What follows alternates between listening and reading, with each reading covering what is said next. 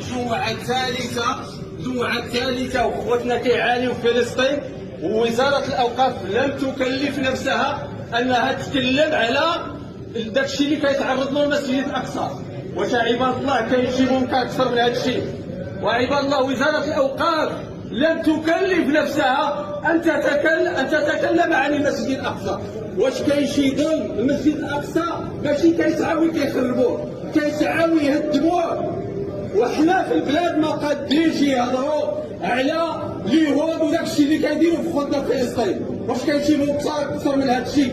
اللهم ان هذا منكر، اللهم ان هذا منكر، اللهم ان هذا منكر في البلاد اللي الرئيس ديالها ولا الملك ديالها كيترأس لجنة القدس ما قادينش يهضروا على القدس. كاين شي مكثر من هذا الشيء؟ كاين عباد الله اللي كيكتب الشهاده ديال الله ويتكلم عن السارق الصغير ولا يتكلم